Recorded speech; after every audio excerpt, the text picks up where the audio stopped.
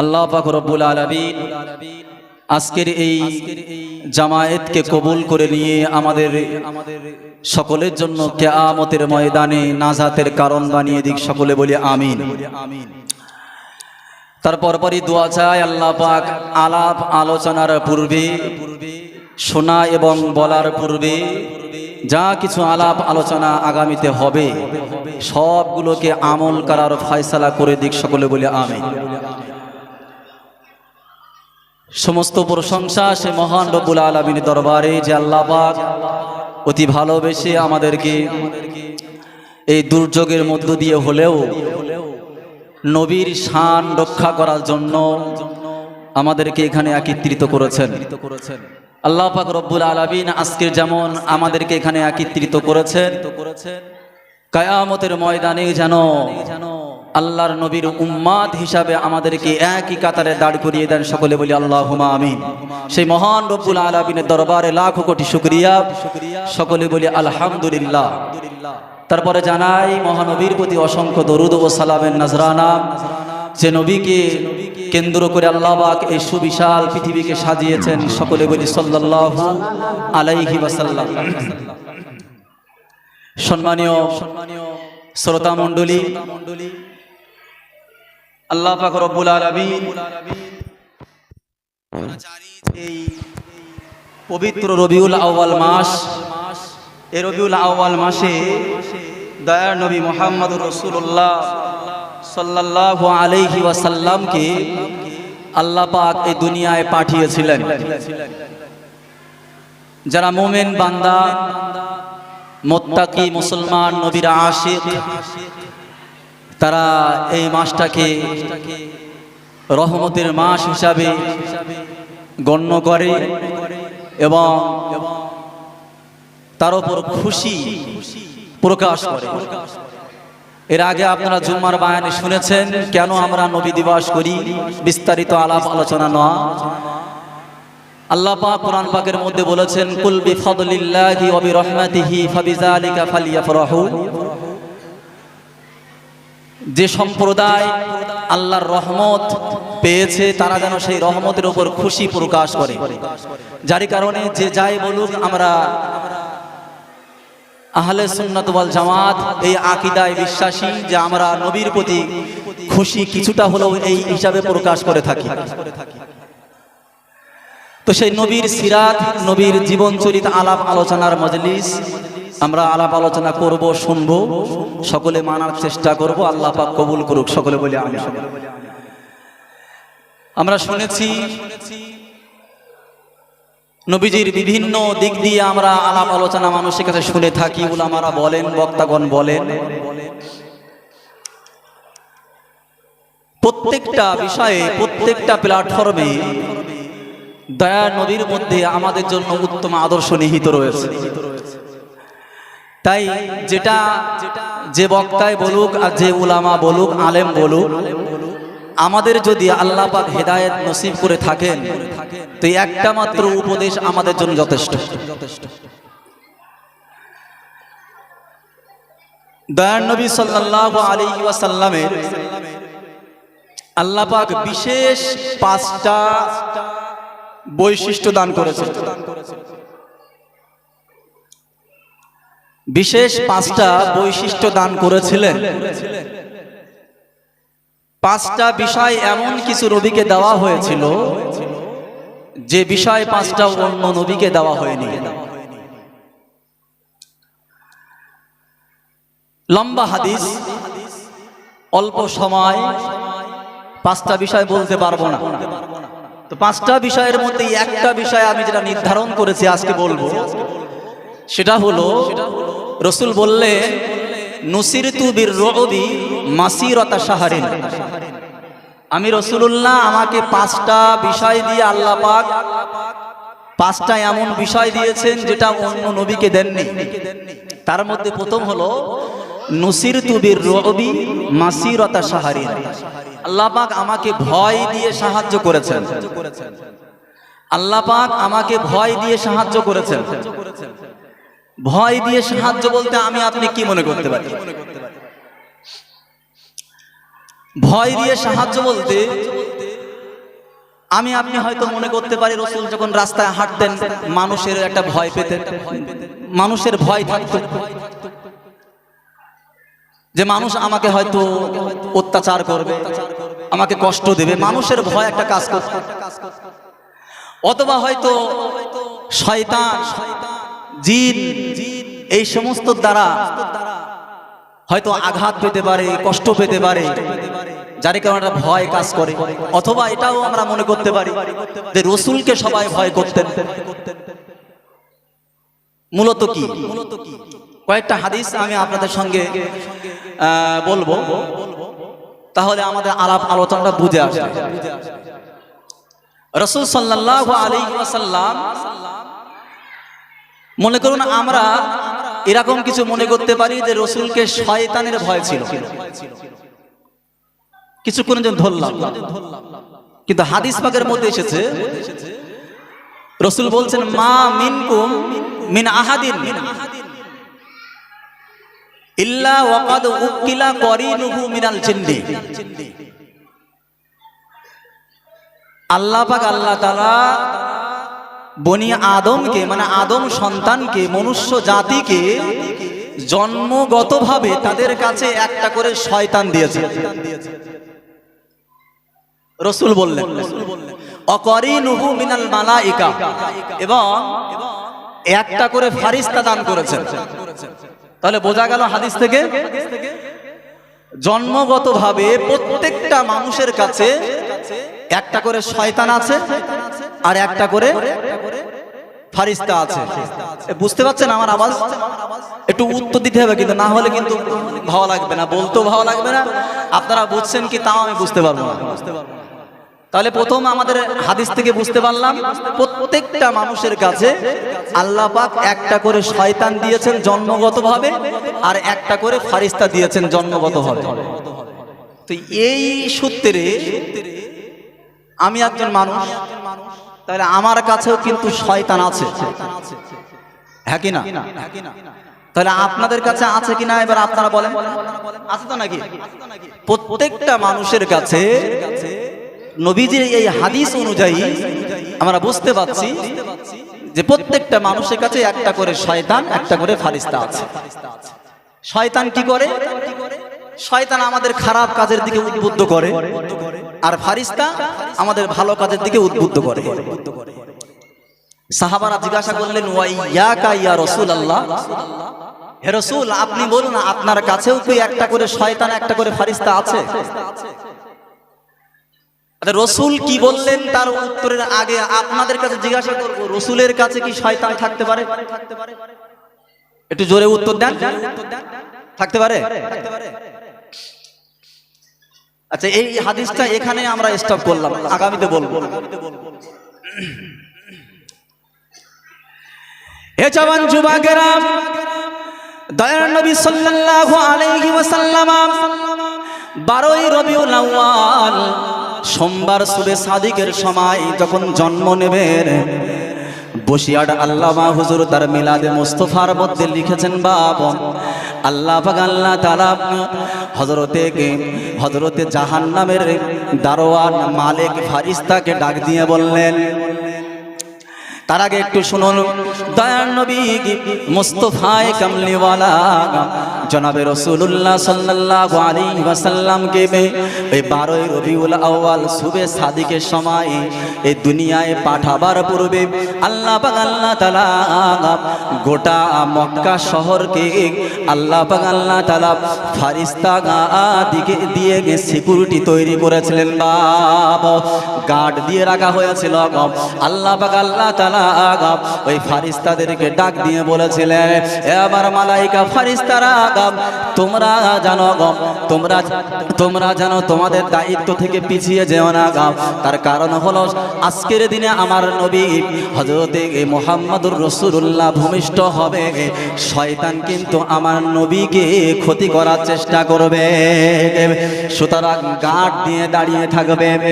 আর এই মালাইকা ফারিস্তাদের হেড বানিয়ে দিয়েছেন হযরতে জিবরাইল ফারিস্তাকে।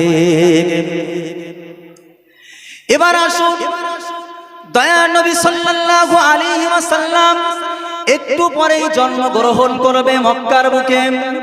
তার একটু আগেই আল্লাহ পাক আল্লাহ তাআলা জাহান্নামের দারোগা, জাহান্নামের দারোয়ান হযরতে মালিক ফেরেশতা হযরতে মালিক আলাইহিস সালামকে ডাক দিয়ে বললেন, হে আমার জাহান্নামের দারোয়ান ফেরেশতা মালিক, শোনো শোনো শোনো, আজকের দিনে জাহান্নামের দরজা বন্ধ করে দাও।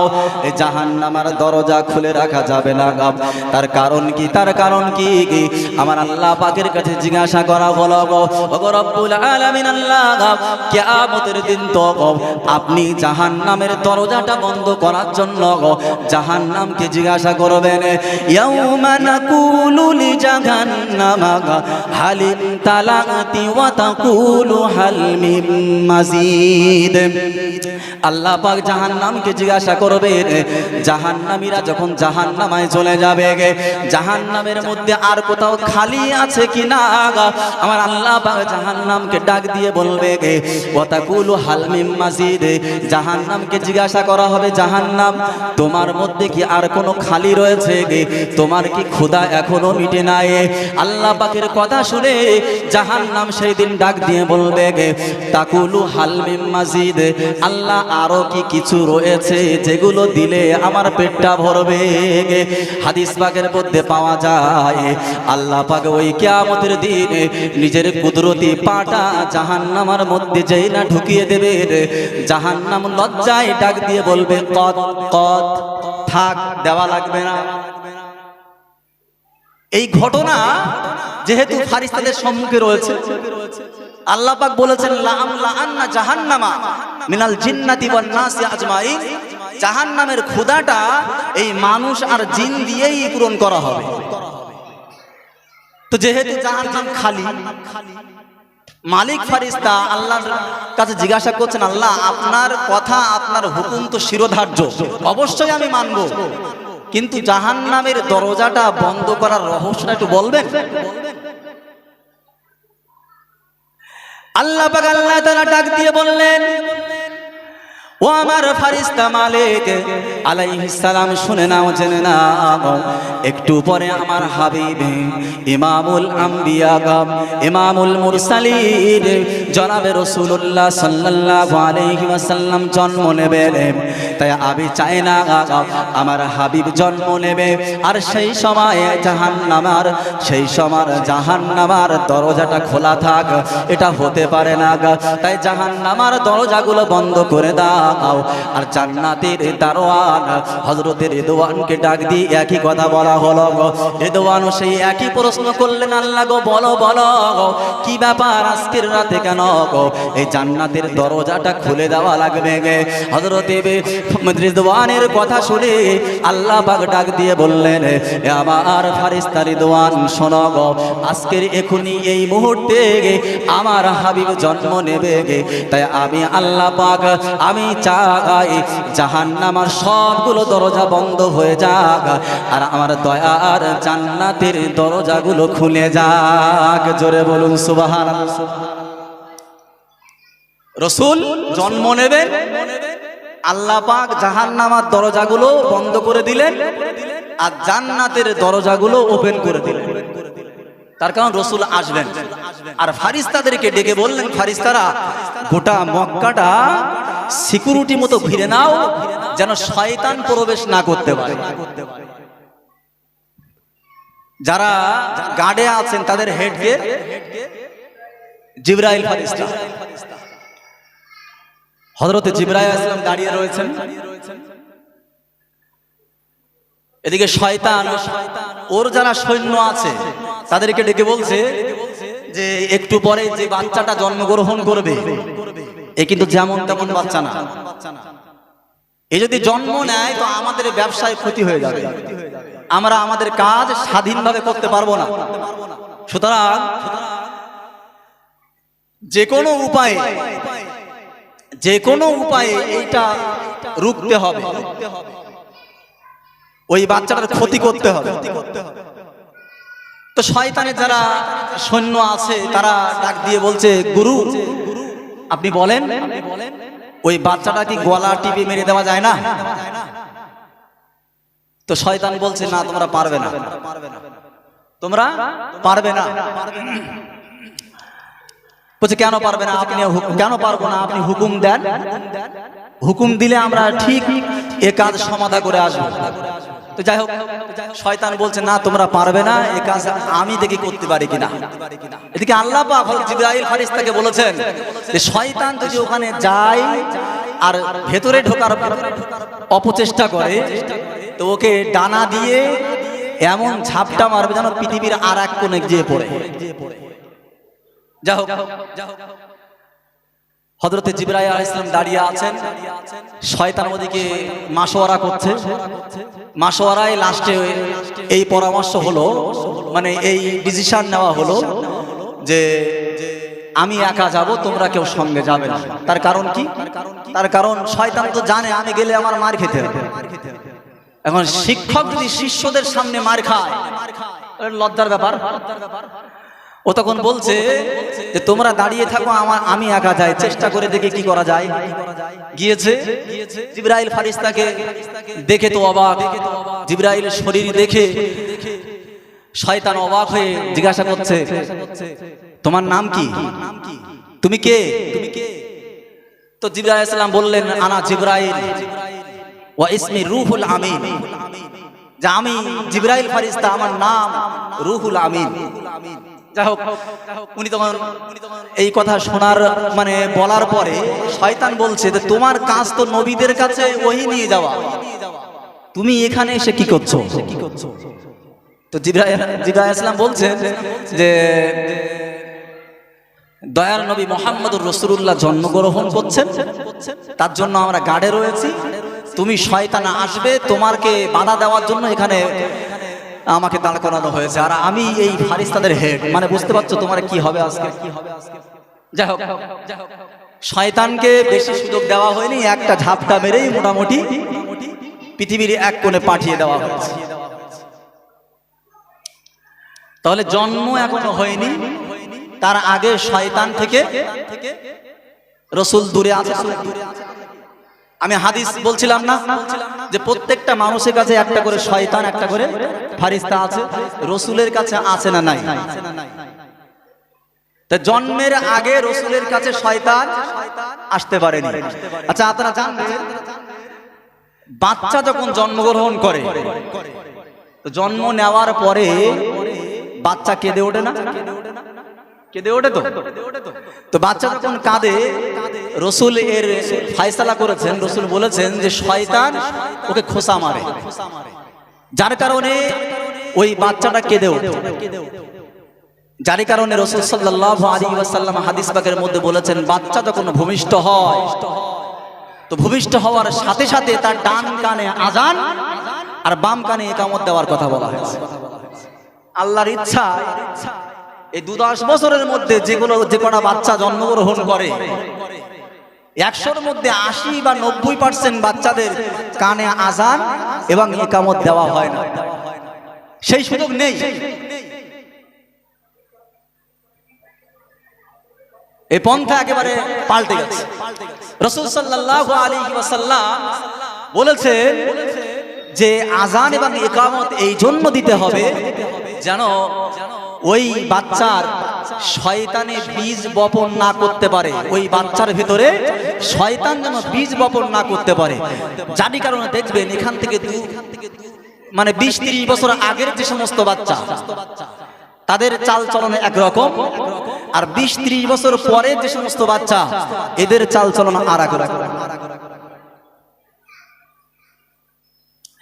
হে জওয়ান যুবকেরা, এ আমার মুরব্বিয়ানেরা, জনাবে রাসূলুল্লাহ সাল্লাল্লাহু আলাইহি ওয়াসাল্লাম হাদিস পাকের মধ্যে বলেছেন বাচ্চা যখন জন্ম নেয়, ওই বাচ্চার ডান কানে যদি আযান দেওয়া হয় আর বাম কানে যদি ইকামত দেওয়া হয়, ওই বাচ্চাটার মনের মধ্যে, ওই বাচ্চাটার ভেতরে শয়তান বীজ বপন করতে পারে না। আর বীজ যদি বপন না করতে পারে, বাচ্চাটা যখন আস্তে আস্তে বড় হবে, ওর মধ্যে ইসলামিক কালচার থাকবে, ওর মধ্যে সৎ কথার আদেশ যখন করা হবে, ও তখন মানতে বাধ্য বাধ্য হবে, পিতামাতার বাধ্য হবে, অবাধ্য হবে না।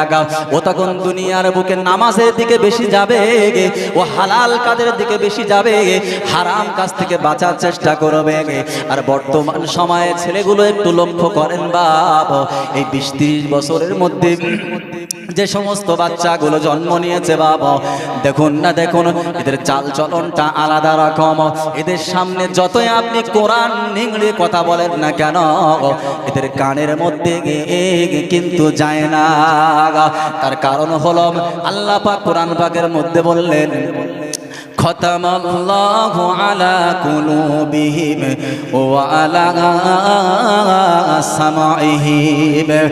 শয়তান এমন বীজ বপন করে দিয়েছে যে ওই বাচ্চাটার কান একেবারে বন্ধ হয়ে গেছে, আর অন্তরটা একেবারে তালা মেরে দেওয়া হয়েছে। বুঝতে পারছেন? রাসূল সাল্লাল্লাহু আলাইহি ওয়াসাল্লাম হযরতে হাসান রাদিয়াল্লাহু তাআলা আনহু যখন জন্ম নিলেন, তো হযরত আবু রাফি রাদিয়াল্লাহু তাআলা আনহু বর্ণনা করছেন, রাআইতু রাসূলুল্লাহি সাল্লাল্লাহু আলাইহি ওয়াসাল্লাম আযানা ফি উযুনিল হাসান ইবনে আলী। আমি রাসূলুল্লাহকে দেখলাম যে তিনি হযরতে হাসান রাদিয়াল্লাহু তাআলা আনহুর কানে আযান দিচ্ছেন। জোরে বলুন সুবহানাল্লাহ। তো শয়তান, এই জন্মগতভাবে শয়তান আমাদের কাছে থাকে, যারই কারণে বাচ্চা যখন ভূমিষ্ঠ হয় ও তখন কেঁদে ওঠে। এ জওয়ান যুবকেরা, এ আমার মুরব্বিয়ানেরা, আরো একটু আগিয়ে যাওয়া হোক বাপ, তাহলে হাদিসটা আরো বুঝতে সুবিধা হবে। আমি আপনি দাজ্জালের কথা শুনেছি, দাজ্জাল আসবে কিয়ামতের পূর্বে, দাজ্জাল কিয়ামতের পূর্বে আসবে, আর দাজ্জাল তাকে মারবে হযরত ঈসা আলাইহিস সালাম। ঠিক না? ঈসা আলাইহিস সালাম তিনি দাজ্জালকে কতল করবেন। ঈসা আলাইহিস সালাম কিন্তু আবার আসবেন, কিন্তু নবী হয়ে না, উনি উম্মত হয়ে আসবেন। তার কারণ আমাদের নবী হচ্ছেন খতামুন নবিয়্যিন, নবীর পরে আর কোনো নবী আসবে না। ঈসা আলাইহিস সালাম উনি আসবেন নবীজির উম্মত হয়ে। কোথায় মারা হবে, কতল করা হবে? বাবে লুদ, লয়হস্যু দ। এটা বর্তমানে ইসরাইল, এই যে যুদ্ধ চলছে আপনারা দেখবেন বারবার নিউজে বা খবরের মধ্যে বলা হচ্ছে তেল আবিব। এই তেল আবিব শহর থেকে 126 কিলোমিটার দূরে এই বাবে লুদ, এই বাবে লুদে এই দাজ্জালকে মেরে দেওয়া হবে। এই দাজ্জাল গোটা পৃথিবীর প্রত্যেকটা শহরে যাবে, শুধু যেতে পারবে না দুটো শহর, একটা হলো মক্কা আর একটা হলো মদিনা। জোরে বলবেন না সুবহানাল্লাহ। এ জওয়ান যুবকেরা, জনাবে রাসূলুল্লাহ সাল্লাল্লাহু আলাইহি ওয়াসাল্লাম তিনি হাদিস পাকের মধ্যে বলেছেন, বাবা লাইসা মিন বালাদিন ইল্লা সায়াতুহু দাজ্জাল ইল্লা মক্কাতা ওয়াল মদিনা। গোটা পৃথিবীর প্রত্যেকটা শহরে দাজ্জাল প্রবেশ করবে, দাজ্জালের ফিতনা গোটা পৃথিবীতে বিচরণ করবে, কিন্তু না না না, এই মক্কা আর মদিনায় ঢুকতে পারবে না। দয়ার নবী বললেন, আমার সাহাবারা শুনে রাখো, জেনে রাখো, যে মক্কায় আমি রাসূলুল্লাহ জন্ম নিয়েছিলাম, আমার জন্মের ওই সম্মানে আল্লাহ পাক আল্লাহ তাআলা ওই মক্কার বুকে দাজ্জালের ফিতনা থেকে আল্লাহ পাক হেফাজত করবেন। আর আমি রাসূলুল্লাহ যেহেতু মক্কা থেকে মদিনায় হিজরত করে চলে এসেছি, তাই এই মদিনায় আমি রাসূলুল্লাহ ইন্তেকাল করব, আমার রওজায়ে আতহার, আমার রওজায়ে আকদাসের ওসিলায়, আমার রওজায়ে আতহারের বরকতে আল্লাহ পাক আল্লাহ তাআলা এই রওজার বরকতে মদিনায় দাজ্জাল কে ঢুকতে দেবে না। জোরে বলুন। তাহলে জন্মের আগে শয়তান ঢোকার চেষ্টা করেছে, পারেনি। আর রাসূল ইন্তেকালের পরে মদিনায় আসবে, দাজ্জাল ঢুকবে, দাজ্জালও তো শয়তানি ফেরেশতা নাকি, ওখানেও দাজ্জালও ঢুকতে পারবে না। তাহলে এবার বলে রসুলের কাছে শয়তান আছে না নাই? এ জওয়ান যুবকেরা, এতক্ষণ যাবত আমি আপনাদের সামনে শয়তান রসুলের থেকে দূরে আছে কিনা, শয়তান রসুলের কাছে আছে কিনা, দাজ্জাল ঢুকতে পারবে কিনা, বা এসবগুলো নিয়ে আলাপ আলোচনা করলাম বাবা। কিন্তু শুনুন শুনুন, এখনো পর্যন্ত রসুলের কাছে শয়তান আছে না নাই? সাহাবারা যখন জিজ্ঞাসা করলেন ওয়াইয়াকা ইয়া রাসূলুল্লাহ, আপনার কাছেও কি শয়তান রয়েছে, আল্লাহর নবী কি বলেছিলেন সেটা কিন্তু এখনো বলেনি। রসুল আমার ডাক দিয়ে বললেন, এ আমার সাহাবারা, আমি রাসূলুল্লাহ, আমার কাছেও একটা শয়তান আর একটা ফারিস্তা রয়েছে। সাহাবারা এই কথাটা শোনার পরে মনের মধ্যে একটা টেনশন ভাব চলে আসলো। তাহলে আমরা যেমন মানুষ, আমাদের রসুলও তেমন মানুষ, আমাদের মধ্যে আর রসুলের মধ্যে তফাৎটা কি হলো? আমাদের মধ্যে, আমাদের কাছে যেমন শয়তান আছে, রসুলের কাছেও যদি শয়তান থাকে, তাহলে আমাদের আর রসুলের মধ্যে পার্থক্যটা কি আর হলো? এ জওয়ান যুবকেরা, আমার আল্লাহ তাআলা দয়ার সাগর আল্লাহ আমার নবীজির অন্তরে সঙ্গে সঙ্গে সাহাবাদের ওই মনের প্রশ্নটা, মনের ওই ভাবনাটা জাগিয়ে দিলেন। আল্লাহর রসুল সঙ্গে সঙ্গে ডাক দিয়ে বললেন, আমার সাহাবারা চিন্তা করো না, চিন্তা করো না, পরের বাক্যটা শুনে নাও, পরের বাক্যটা শুনে নাও। আমার কাছে শয়তান আছে বটে, ওয়ালাকিন্নাল্লাহা আ'ানি, ওয়ালাকিন্নাল্লাহা আ'ানি ফাআসলামা, আমি রাসূলুল্লাহ, আমাকে আল্লাহ পাক এতটাই সাহায্য করেছেন শয়তানের জন্য, ওই শয়তানের বিপক্ষে আমি রাসূলুল্লাহ, আমাকে এতটাই সাহায্য আল্লাহ পাক করেছেন যে ফাআসলামা, ওই শয়তান মুসলমান হয়ে গেছে। জোরে বলুন, শয়তান মুসলমান হয়ে গেছে। রসুলের কাছে যে শয়তান ছিল, আল্লাহ পাক, আল্লাহ নবী বলছেন, ওয়ালাকিন্নাল্লাহা আ'ানি আলাইহি ফাআসলামা, এতটাই আল্লাহ পাক ওই শয়তানের বিপক্ষে আমার পক্ষে সাহায্য করেছেন যে ওই শয়তান মুসলমান হয়ে গেছে। আমার আপনার কাছে যে শয়তান আছে, মুসলমান হয়েছে বলে মনে হয় নাকি? সন্দেহ অনেকের মনে আছে আমরা নিজেরাই মুসলমান কিনা। কি ভুল বলছি?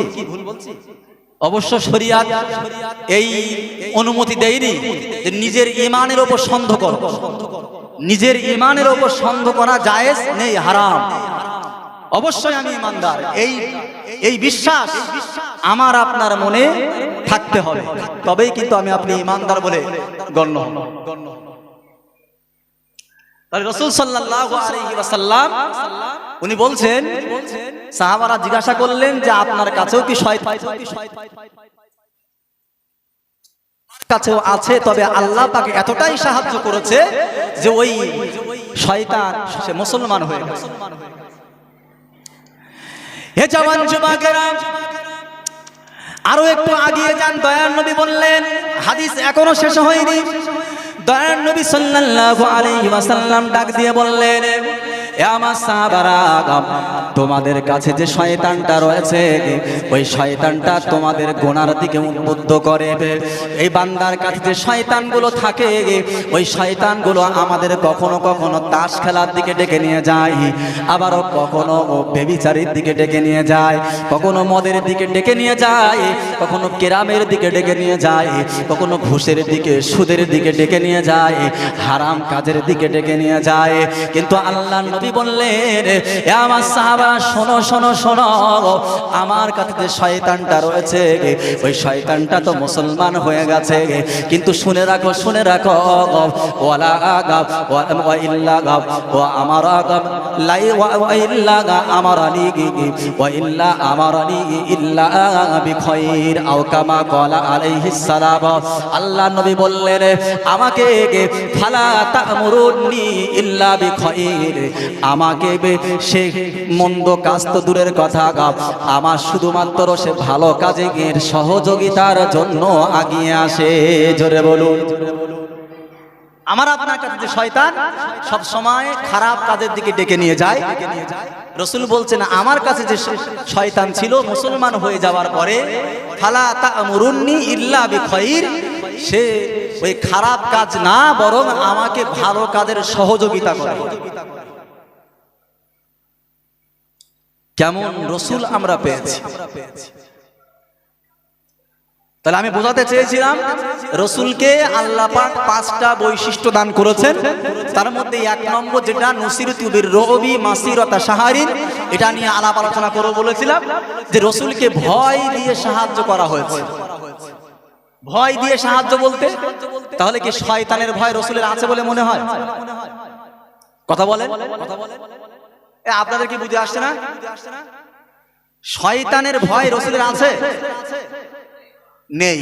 তার কারণ শয়তান রাসূল থেকে দূরে, যে শয়তান রাসূলের কাছে আসবে সে মুসলমান। তাহলে মানুষের ভয়, এ জওয়ান যুবকেরা, হাদিস পাকের মধ্যে এসেছে দয়ার নবী সাল্লাল্লাহু আলাইহি ওয়াসাল্লাম একদিন রাস্তা দিয়ে যাচ্ছেন, সাহাবাদেরকে ডাক দিয়ে বললেন আমার সাহাবারা তোমরা আমি রাসূলুল্লাহ আমার সামনে চলো, সামনে চলো। সাহাবারা জিজ্ঞাসা করলেন ইয়া রাসূলুল্লাহ আপনি ইমামুল মুরসালিন, আপনি ইমামুল আম্বিয়া, খাতাবুন নবিয়্যিন, মুস্তাফায়ে কামলিওয়ালা, আপনি আখিরুজ জামানার নবী, আপনি হলেন সব থেকে উত্তম চরিত্রের অধিকারী, আপনি পিছনে যাবেন আর আমরা আগে যাব, এটা কি আপনার সাথে বিয়াদবি হয় না? রাসূল সাল্লাল্লাহু আলাইহি ওয়াসাল্লাম বললেন আমার সাহাবারা শুনে নাও, জেনে নাও, আমার আল্লাহ পাক আল্লাহ তাআলা আমাকে হেফাজত করার জন্য একদল ফেরেশতা নিযুক্ত করে দিয়েছে, যারা আমার পিছনে সদা সর্বদা রয়েছে। আর তোমরা যদি পিছনে হাঁটো, পিছনে চলো, তাহলে ওই ফেরেশতাগুলোর তাদেরকে চলাচলে অসুবিধা হয়ে যাবে। রাসূলকে হেফাজত করার জন্য ফেরেশতা দিয়ে সাহায্য করা হয়েছে। সাহাবারা সামনে থাকতেন, ফেরেশতারা পিছনে, রাসূল মাঝখানে। এটা ততদিন যতদিন আল্লাহ পাক স্বয়ং দায়িত্ব নেয়নি। কোরআন পাকের মধ্যে এসেছে সূরা মাইদার মধ্যে রাসূল সাল্লাল্লাহু আলাইহি ওয়াসাল্লামকে হুকুম দেওয়া হলো ইয়া আইয়ুহার রাসূল বাল্লিগ মা উনজিলা ইলাইকা মির রাব্বিক ওয়া ইন লাম তাফআল ফামা বাল্লাগতা রিসালাতা। হে রাসূল আমি আল্লাহ পাক আপনার উপর যা কিছু অবতীর্ণ করেছি এগুলো সব মানুষের দ্বারে দ্বারে পৌঁছে দাও। ফামা বাল্লাগতা রিসালাতা, যদি তুমি এর মধ্যে কৃপণতা করো তাহলে মনে রেখো আমি আল্লাহ পাক বললাম তুমি রিসালাতকে, নবুওয়াতকে খিয়ানত করলে মানুষের দরবারে, মানুষের কাছে পৌঁছে দাওনি। তাহলে আল্লাহর হুকুম প্রত্যেক মানুষের কাছে পৌঁছে দিতে হবে নাকি? তাহলে পৌঁছে যদি দেওয়া হয়, মানুষের কাছে যখন যাওয়া হবে তখন মানুষকে আমার ছাড়বে? তখন আবু জেহেল, আবু লাহাব, গোটা মক্কার না গোটা আরবের টপ রাঙ্কের মস্তান, ওই আবু জেহেলের সামনে যে রাসূল কোরআনের কথা শোনাবে আর রাসূলকে মারা হবে না, কষ্ট দেওয়া হবে না, তাকে হতে পারে? হতে পারে না। মক্কার ওই বাজারে মানে কাবার আশেপাশে সেইকালীন মানে সেই সময় বিভিন্ন দেশ থেকে ব্যবসার জন্য মানুষ আসতো। তো ব্যবসার উদ্দেশ্যে মাল সামান নিয়ে আসা পরে ওই মুস্তান মানে আবু জেহেল, আপনারা জানেন যারা উমরায় গিয়েছেন বা হজে গিয়েছেন, শত্রু তো এমন শত্রু, রাসূলের দরজা, ঘরের দরজা খুললেই আবু জেহেলের বাড়ি। শত্রু যদি একটু দূরে হয় তবুও কিছুটা স্বস্তি অনুভব করা যায়। আর রাসূলের দরজা, ঘরের দরজা যেই খুলবে খুলেই দেখা যাবে আবু লাহাব আবু জেহেলের বাড়ি। মানে টপ র্যাঙ্কের যে শত্রু মস্তান, সে মস্তানের বাড়ি হচ্ছে সামনে। আমরা বলি না যে কার মুখ দেখে যে সকাল হয়েছিল, আমরা বলি না অনেকে, এটা অবশ্য বলা উচিত না। আমি বোঝাতে চেয়েছি রাসূল দরজা খুলতেন তো মানে শত্রুর মুখ দেখেই খুলতেন। তো সেই টপ র্যাঙ্কের মস্তান, তার সঙ্গে শত্রুতা চলছে, আর ইসলাম প্রচারের স্বার্থে সেই আবু জেহেলের কাছে যে ইসলামের কথা বলবে, আবু জেহেল কি কমে ছেড়ে দেবে বলে মনে হয়? ব্যবসার সময় মানুষ আসে ব্যবসা করার জন্য, তো রাসূল সাল্লাল্লাহু আলাইহি সাল্লাম দেখতেন দাঁড়িয়ে দাঁড়িয়ে যে আবু জেহেল অন্যায়ভাবে ওই ব্যবসায়ীদের কাছ থেকে সামানপাতি কেড়ে নিয়ে ও রেখে দিত, টাকা পয়সা দিত না। আল্লাহ পাক বলতেন যে রাসূল যাও, এই অন্যায়ের বিরুদ্ধে তুমি লড়ো। এই অন্যায়ের বিরুদ্ধে যখন লড়বে, রাসূলকে তো কষ্ট দেওয়া হবে। হে জওয়ান যুবকেরা, আল্লাহ পাক আল্লাহ তাআলা দয়ার নবীর পিছনে ফারিস্তা নিযুক্ত করে দিয়েছিলেন, আর সামনে সাহাবাদেরকে নিযুক্ত করে দিয়েছিলেন। বাবা, এটা ততদিন যতদিন এই আয়াতটা নাজিল হয়নি। আল্লাহ পাক এই আয়াতের মধ্যে বলেছে, ইয়া আইয়ুহার রাসূলু বাল্লিগ মা উনজিলা ইলাইকা মির রাব্বিক ওয়া ইল্লাম তাফআল ফামা বাল্লাগতা রিসালাতাহু ওয়াল্লাহু ইয়াসিবুকা মিনান নাস। রাসূল আমার রাসূলকে ডাক দিয়ে বলা হলো, হে আমার রাসূল, তোমার কাছে যা কিছু আমি আল্লাহ অবতীর্ণ করেছি মানুষের দ্বারে দ্বারে পৌঁছে দাও। ওয়া ইল্লাম তাফআল ফামা বাল্লাগতা রিসালাতাহু, শত্রুর ভয়ে যদি তুমি কৃপণতা করো, শত্রুর ভয়ে যদি তুমি না পৌঁছে দাও, ফামা বাল্লাগতা রিসালাতাহু, আমি আল্লাহ পাক জানিয়ে দিলাম আমার দেওয়া রিসালাত, আমার দেওয়া দায়িত্ব, আমার দেওয়া নবুয়ত তুমি মানুষের কাছে পৌঁছালে না। সুতরাং তোমার কোনো ভয় নাই, তোমার কোনো কষ্ট দেওয়ার লোক নাই। আমি আল্লাহ তোমাকে স্বয়ং হেফাজতের দায়িত্ব নিলাম। আল্লাহু ইয়াসিবুকা মিনান নাস। আল্লাহ বলছেন, আল্লাহু ইয়াসিমুকা মিনান নাস, আমি আল্লাহ স্বয়ং, আমি আল্লাহ নিজে তোমার কষ্ট থেকে বাঁচানোর জন্য, শত্রুর হামলা থেকে বাঁচানোর জন্য আমি আল্লাহ পাক স্বয়ং তোমাকে হেফাজত করার দায়িত্ব নিলাম। জোরে বলুন সুবহানাল্লাহ।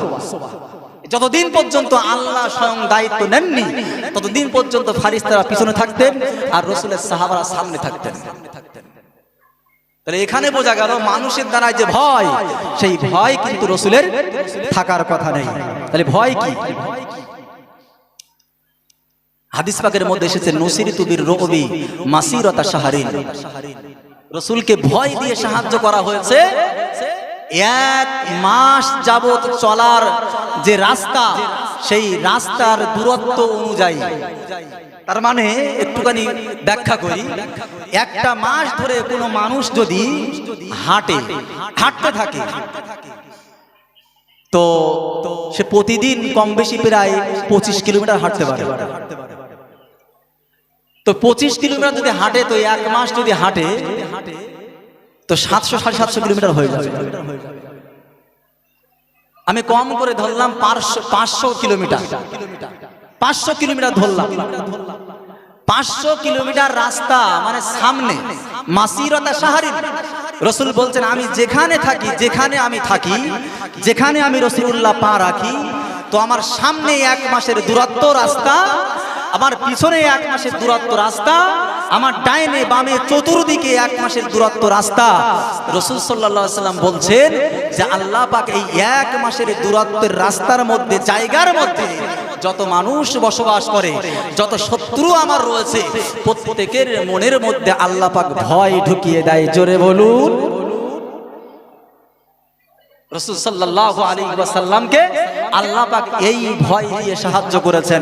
শয়তানের কোনো ভয় না, মানুষের কোনো ভয় না, ভয় রাসূলের দেখে, রাসূলের সম্মানে, রাসূলের মর্যাদায় 1 মাসের দূরত্ব চতুর্দিকে এই জায়গায় যত মানুষ বসবাস করত, যত শত্রু বসবাস করত, সকলের মনের মধ্যে একটা আতঙ্ক ভাব থাকত।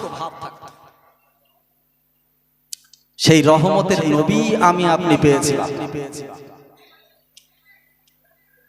সেই নবী আমি আপনি পেয়েছি। দুনিয়ার বুকে আমার আপনার অনেক সম্পর্ক আছে, কারো স্বামী স্ত্রীর সম্পর্ক, কারো পিতা পুত্রের সম্পর্ক, কারোর ভাই ভাইয়ের সম্পর্ক, কারো দাদু পোতার সম্পর্ক, সম্পর্ক অনেক রয়েছে। কিন্তু আমি বলি, আমি যে এই পৃথিবীর বুকে যদি সব থেকে উত্তম সম্পর্ক হয়, সেটা হলো আল্লাহর সঙ্গে বান্দার সম্পর্ক আর নবীর সঙ্গে উম্মতের সম্পর্ক। এই দুটো সম্পর্ক আমার আপনার কাজে লাগবে। এই দুটো সম্পর্ক আমি আপনি যদি গড়ে তুলতে পারি, তবেই কিন্তু আমার আপনার সম্পর্কটা কিয়ামতে কাজে লাগবে। না হলে পিতা পুত্রের সম্পর্ক, স্বামী স্ত্রীর সম্পর্ক, এই পোতা দাদির দাদা দাদির সম্পর্ক, বা যে সমস্ত ভাই ভাইয়ের সম্পর্ক, এই সমস্ত কোনো সম্পর্ক আমার আপনার কাজে আসবে না। কারণ আল্লাহ পাকই স্বয়ং কোরআন পাকের মধ্যে জানিয়ে দিয়েছে। আল্লাহ পাক বললেন, ইয়াউমা ইয়াফিরুল মারউ মিন আখিহি ওয়া উম্মিহি ওয়া আবিহি ওয়া সাহিবাতিহি ওয়া বানিহি লিকুল্লি ইমরিইন মিনহুম ইয়াউমা ইযিন শানুন ইউগনিহি। হে জওয়ান যুবকেরা, আমার আল্লাহ পাক ডাক দিয়ে বললেন, বান্দা গো শুনে নাও, জেনে নাও, কিয়ামতের দিন পিতা পুত্রের সম্পর্ক কাজে আসবে না। তার কারণ হলো পিতা সন্তান থেকে পালাবে, মাতা পিতা সন্তান থেকে পালাবে, স্বামী স্ত্রী থেকে পালাবে, স্ত্রী স্বামী থেকে পালাবে, ভাই ভাই থেকে পালাবে, বোন ভাইয়ের থেকে পালাবে। সেদিন কোনো সম্পর্ক কাজে আসবে না। আল্লাহ পাক অন্য জায়গায় বলেছেন, ইয়া ফাইজা নুফিখা ফিস সূরি ফালা আনসাবা বাইনাহুম ওয়ালা ইয়াতাসাআলুন। আল্লাহ পাক বললেন, এই সম্পর্ক তো দূরের কথা, সম্পর্ক কোনো কাজে আসবে না। বরং আড়ালে যেও এতটুকু জিজ্ঞাসা করবে না যে আমার সন্তান যেটা দুনিয়ায় ছিল ওটা আখিরাতে গিয়ে কেমন রয়েছে। ফাইজা নুফিখা ফিস সূর ফালা আনসাবা বাইনাহুম ওয়ালা ইয়াতাসাআলুন।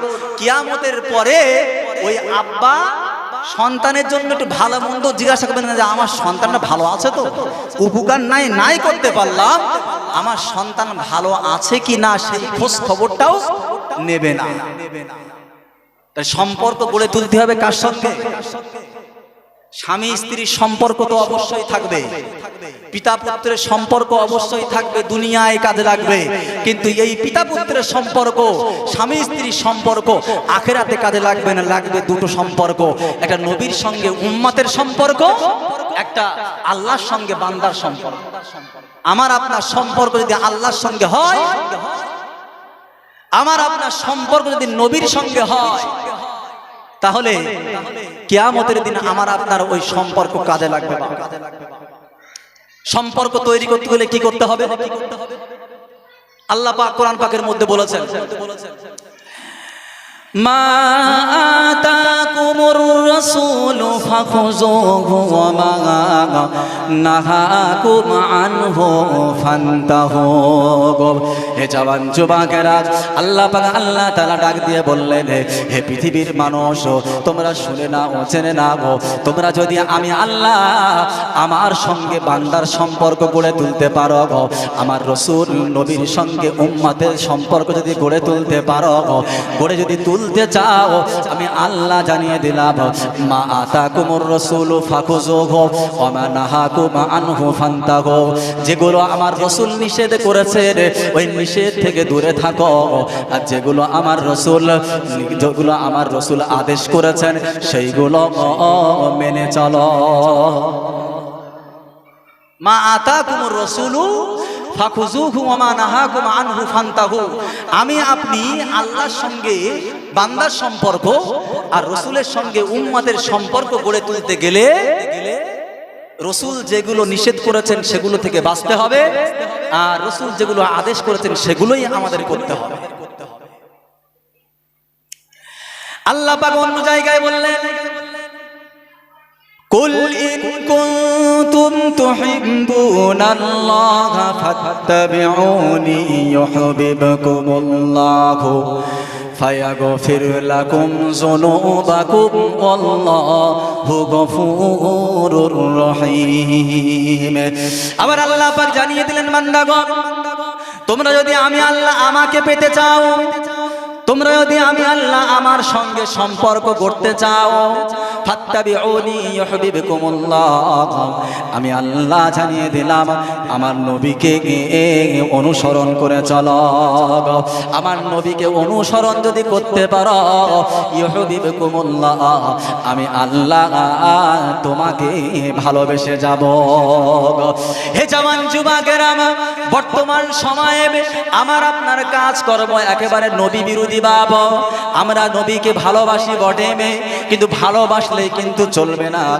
আমার আল্লাহ পাক বললেন ফাত্তাবিউনি, রাসূলকে ভালোবাসলে চলবে না, রাসূলকে অনুসরণ করা লাগবে।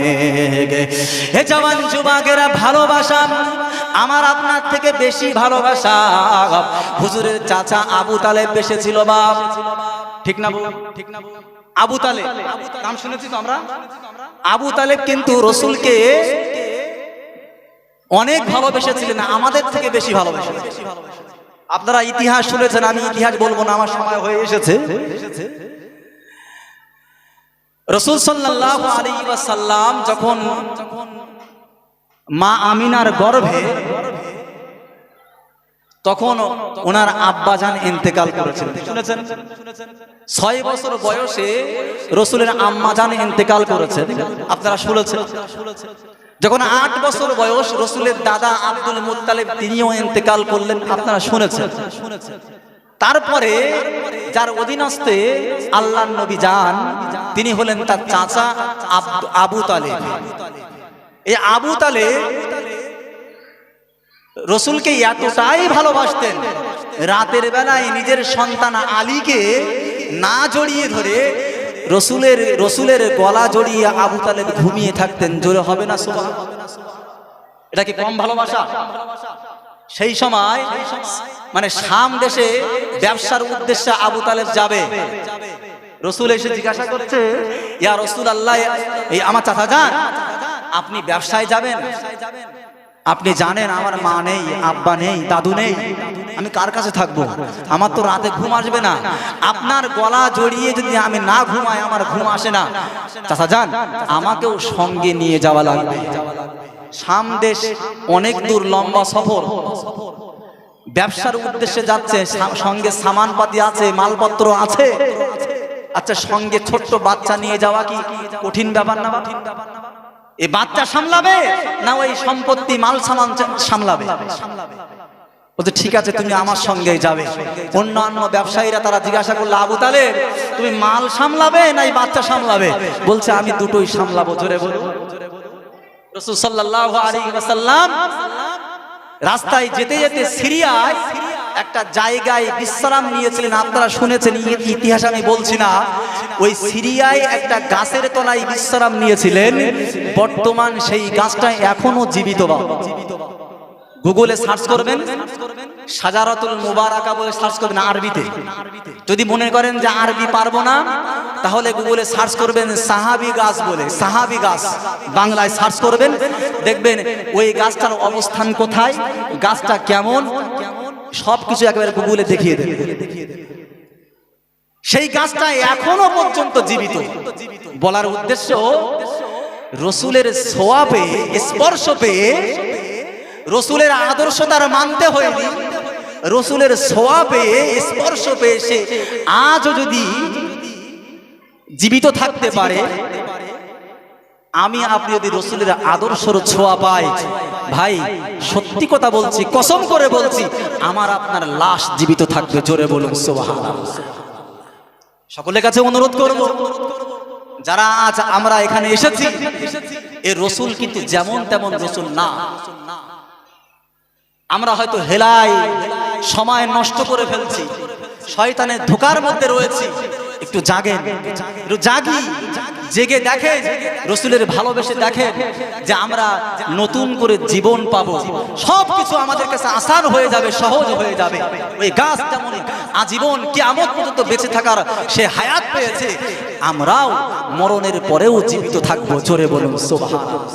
আপনারা শুনেছেন না, অনেক জায়গায় লাশ পাওয়া যায়, লাশ পচে না, এখনো কাপড়ের কাপড় মানে অক্ষুণ্ণ আছে। কেন? তারা রসুলের আদর্শকে মেনে নিয়েছে। রসুলের আদর্শ তো দূরের কথা, বর্তমান সময়ে একটা ভিডিও ব্যাপকভাবে ভাইরাল হয়েছে, আপনারা জানেন, ফেসবুকে, ইউটিউবে, সোশ্যাল মিডিয়ায় এটা ভাইরাল হয়েছে।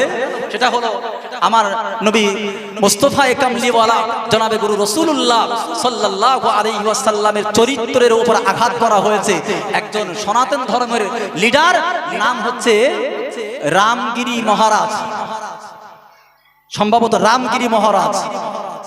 এ আমার নবীকে অনেক অসম্মান করেছে, যাতে করে গোটা বিশ্বের প্রতিবাদ চলছে। বা আমি আপনি কি করেছি? আমি আপনি কি করলাম? আমি বলতে চাইনি যে মন্দির ভাঙেন, এগুলো ইসলাম স্বীকৃতি দেয় না।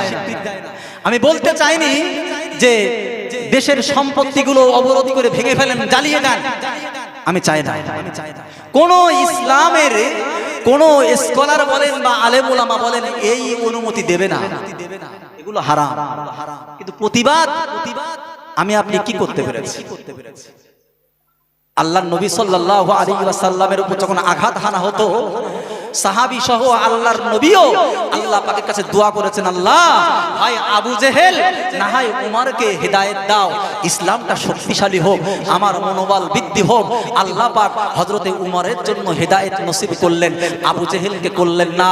আল্লাহ পাক এই দোয়া কবুল করে নিয়ে ইসলামের শক্তি বৃদ্ধি করেছিল। আমি আপনিও তো আজকে দোয়া করতে পারি যে আল্লাহ, দুটো রাকাত নামাজ পড়ে তোমার দরবারে দুটো ফোঁটা পানি ফেলে আল্লাহ তোমার দরবারে দোয়া চাই, যারা আমার নবী বিদ্বেষী, যারা আমার ইসলাম বিদ্বেষী, আল্লাহ তাদেরকে হেদায়েত নসিব করো, আল্লাহ তাদের উপর হেদায়েত দাও। আর না হয় কওমে আদ, কওমে সামুদ, কওমে লূতের মতো তাদেরকে ধ্বংস করে দাও। এই দোয়া কি আমি আপনি করতে পেরেছি? কেউ করেনি। অথচ আমরা সকলেই এক কথায় বলতে পারি নবীজির আশিক, বলতে পারি কি পারি না? নবীকে ভালোবাসি বলতে পারি কি পারি না? কিন্তু এই দাবি কি সত্য? নবী যদি আমি আপনি ভালোবেসেই থাকি, তাহলে নবীর শানে গুস্তাকি হচ্ছে, নবীর মান মর্যাদা হরণ করা হচ্ছে, আর আমি আপনি কেমন করে খাটের উপরে ঘুমাতে পারি? বা হে জওয়ান যুবকেরা, এ আমার মুরব্বিয়ানেরা, দয়ার নবী সাল্লাল্লাহু আলাইহি ওয়াসাল্লামের সঙ্গে সম্পর্ক নাই, আমার বিশাল বালাখানা তৈরি করতে পেরেছি, কি ব্যাপক টাকার মালিক হয়েছি, বাপ প্রভাব বিস্তার লাভ করেছি, সোশ্যাল মিডিয়ায় ভাইরাল হয়ে পড়েছে বাপ, কিন্তু না না না, আমার সঙ্গে রসুলের সম্পর্ক হয় নাই, আমার সঙ্গে আল্লাহর সঙ্গে বান্দার সম্পর্ক আমি গড়ে তুলতে পারলাম না। আমার ওই টাকা পয়সা, আমার ওই ধন সম্পত্তি, আমার ওই প্রভাব বিস্তারী কোনো কিছুই কিয়ামতে কাজে আসবে না।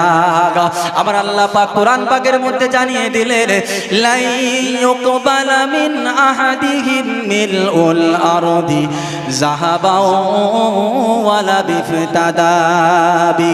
আমার আল্লাহ পাক জানিয়ে দিলেন, বান্দা গো, তোমার সেই দিন টাকা পয়সা কোনো কাজে আসবে না, সোনা দানা কোনো কাজে আসবে না, সবগুলো একেবারে মাঠে মারা যাবে। আল্লাহ পাক বললেন, আর যদি তোমরা আমার সঙ্গে সম্পর্ক গড়ে তুলতে পারো, রসুলের প্রতি ঈমান যদি আনতে পারো, রসুলের আদর্শ যদি মেনে চলতে পারো, আমি আল্লাহ বললাম, ওয়াকালাল্লাহু ইন্নী মাআকুম লাইন আকামতুমুস সালাতা ওয়া আতাইতুমুজ যাকাতা ওয়া আমানতুম বিরুসুলি ওয়া আযযারতুমুহু ওয়া আকরাদতুমুল্লাহা করদান হাসানা লাউ কাফিরান্না আনকুম সাইয়্যাতিকুম ওয়া লাউদখিলান্নাকুম জান্নাতিন তাজরি মিন তাহতিহাল আনহার। আমার আল্লাহ পাক জানিয়ে দিলেন, বান্দাগণ, তোমরা তোমরা যদি আমার রাসূলের আদর্শ মেনে নিতে পারো, লম্বা একটা আয়াত বক্তা এসে গেছেন বাবা, লম্বা আয়াতের ব্যাখ্যায় আমি যাব না, এই সারাংশটাই বলে দিই। রাসূলের যদি আদর্শ আপনি মেনে চলতে পারি, আল্লাহ পাক বললেন লাউ কাফিরান্না আনকুম সাইয়্যাতিকুম ওয়া লা উদখিলান্নাকুম জান্নাতিন তাজরি মিন তাহতিহাল আনহার। আল্লাহ পাক সমস্ত জীবনের বিগত গুনাহগুলো আল্লাহ maaf করে দেবেন, আর ওয়া লা উদখিলান্নাকুম জান্নাতিন তাজরি মিন তাহতিহাল আনহার, আর আমার আপনার সকলের গুনাহ maaf করে দিয়ে আল্লাহ পাক দয়ার জান্নাত নসিব করে দেবেন। জোরে বলুন। আর বিস্তারিত আলাপ আলোচনা নয়, বক্তা সামনে বা পাশে বসিয়ে রেখে আলাপ আলোচনা করা বক্তার সামনে বেয়াদবি, এইটা ঠিক না, আদৌ ঠিক না, এক মিনিটও না। আল্লাহ পাক রব্বুল আলামিন যা কিছু বলিয়েছেন এগুলো আমল করার তৌফিক দান করুক। যদি কোরআন ও হাদিসের ব্যাখ্যায় কোনো রকম কোনো ভুল ত্রুটি করে থাকি, আল্লাহ পাকের কাছে ক্ষমা চাই, আল্লাহ ক্ষমা করুন। আর ভাষাগত দিক দিয়ে যদি আপনারা কেউ কষ্ট হয়ে থাকে সকলে ক্ষমা করবেন। আল্লাহ পাক আমাদের সকলকে, বক্তা শ্রোতা সকলকে আমল করার তৌফিক দান করুক। কিয়ামতের দিন এগুলোকে নাজাতের কারণ বানিয়ে দিক, সকলে বলি আমিন। এখন আমার আপনার সম্মুখে বক্তব্য করতে আসছেন কোরআন হাদিসের আলোকে বসিরহাট থেকে আগত মাওলানা কারি শামীম আক্তার সাহেব।